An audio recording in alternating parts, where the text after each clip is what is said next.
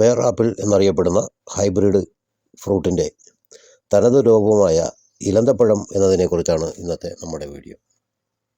ഇലന്തപ്പഴത്തെക്കുറിച്ചുള്ള കൂടുതൽ അറിവുകളിലേക്ക് നമ്മുടെ ചാനലിലേക്ക് എല്ലാവർക്കും ഹാർദവമായ സ്വാഗതം. ഇതിൻ്റെ ശാസ്ത്രീയ നാമം സിസിഫസ് മൗറിറ്റിന എന്നാണ്. റംസേനി എന്ന ബക്തോൺ കുടുംബത്തിലെ അംഗമാണ് സിസിഫസ്. സിസിഫസ് മരം ഏകദേശം 15 മീറ്റർ വരെ ഉയരത്തിൽ വളരുന്ന സ്പൈനി നിത്യഹരിത മരമാണ്. ഇത് ഒരു കുട പോലെ പന്തലിച്ച് നിൽക്കുന്നു. വ്യത്യസ്തങ്ങളായ ആകൃതിയിലും വലിപ്പത്തിലുമുള്ള കായകൾ അല്ലെങ്കിൽ പഴങ്ങളാണ് ഇതിലുണ്ടാകുന്നത്. ഉള്ളിൽ ഒറ്റ വിത്തോട് കൂടിയുള്ളതാണ് ഇതിൻ്റെ കായകൾ. ഉള്ളിലെ മാംസം വെളുത്തതും ചടുലവുമായിരിക്കും. പഴുക്കാത്ത കായകൾ മിനുസമാർന്നതും തിളങ്ങുന്നതുമായ ചർമ്മത്തോട് കൂടിയതും മനോഹരമായ സൗന്ദര്യമുള്ളതുമാണ്. എന്താണ് സിസിഫസിൽ നിന്ന് നൽകുന്ന ഊർജം എന്ന് നോക്കാം. സിസിഫസ് 100 ഗ്രാമിൽ നിന്ന് ലഭിക്കുന്ന പോഷക മൂല്യങ്ങൾ: കലോറി 22, കാർബോഹൈഡ്രേറ്റ് 5.66, പ്രോട്ടീൻ 0.34 ഗ്രാം, ആകെ കൊഴുപ്പ് 0.6 ഗ്രാം, കൊളസ്ട്രോൾ ഇല്ല 0. വിറ്റാമിനുകൾ: vitamin A 11.12 IU, vitamin C 19.3 milli, thiamine 0, niacin 0.3 milligram, vitamin B6 0, vitamin B12 0.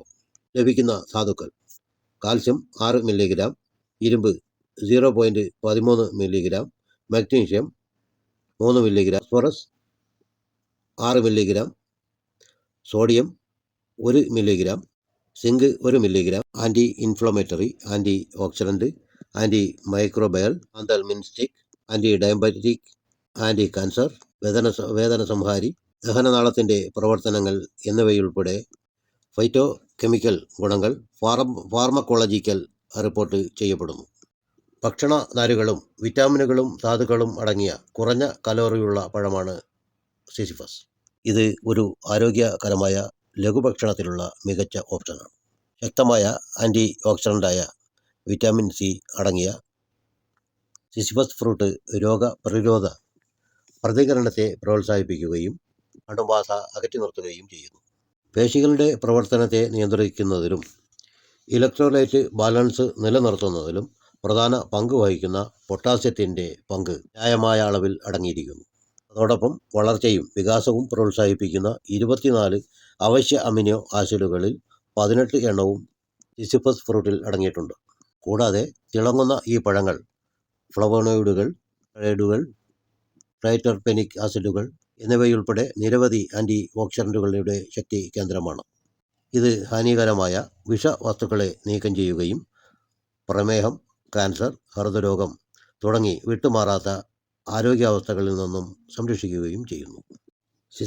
സിസിഫസിൻ്റെ പ്രയോജനങ്ങൾ: രക്തത്തിലെ പഞ്ചസാരയുടെ അളവ്, കൊഴുപ്പിൻ്റെ അളവ് എന്നിവ കുറയ്ക്കുകയും ഉറക്കം മെച്ചപ്പെടുത്തൽ, മലബന്ധം തടയൽ, കൂടാതെ ഇതിൻ്റെ ഇലകൾ താളിയായി ഉപയോഗിക്കാൻ കഴിയുന്നതുമാണ്.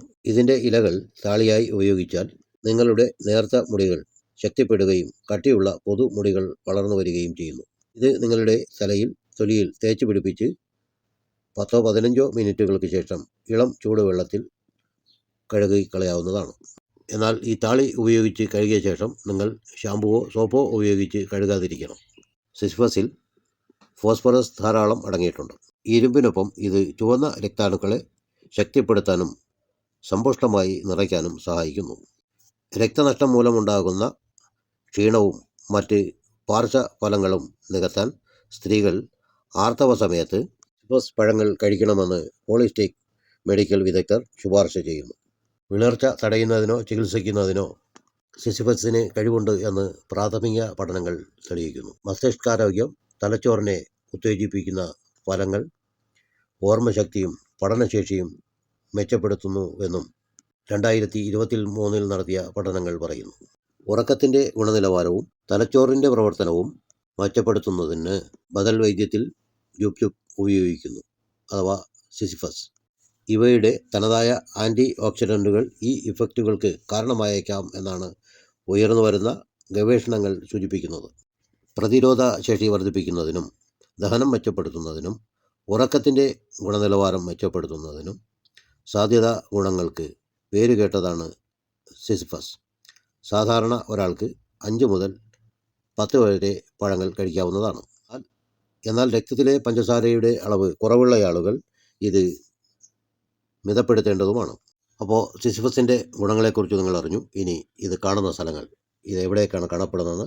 ആഫ്രിക്ക, ഇന്ത്യ, ചൈന, ഓസ്ട്രേലിയ തുടങ്ങിയ ഉഷ്ണമേഖല രാജ്യങ്ങളിൽ ഇത് കൃഷി ചെയ്തു വരുന്നു. ഹിന്ദിയിൽ ഇതിനെ ജുബ് ജുബ് എന്നാണ് പേര് പറയുന്നത്.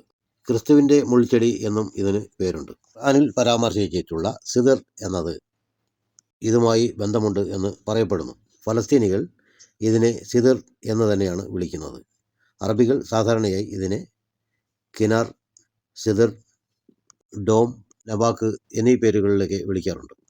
എല്ലാ GCC രാജ്യങ്ങളിലുമുള്ള അറബികൾ ഇലന്തപ്പഴത്തിൻ്റെ മരങ്ങൾ നട്ട് വളർത്തി സംരക്ഷിച്ചു വരുന്നുണ്ട്. കൂടാതെ ഇതിൻ്റെ വിത്തുകൾ പല പ്രദേശങ്ങളിലും വീണ് സ്വാഭാവികമായി മുളച്ചു വരുന്നവയുമുണ്ട്. ഇത്തരത്തിൽ ഇതിൻ്റെ നാടൻ മരത്തിൻ്റെ വിത്തുകൾ വീണ് മുളച്ചു വരുന്ന തൈകളിലാണ് ഹൈബ്രിഡ് ഗ്രാഫ്റ്റ് ചെയ്ത് വലിയ കായകളുള്ള മരങ്ങൾ രൂപപ്പെടുത്തിയെടുക്കുന്നത്.